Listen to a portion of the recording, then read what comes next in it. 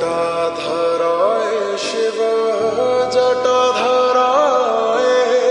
हर हर भोले नमः शिवाय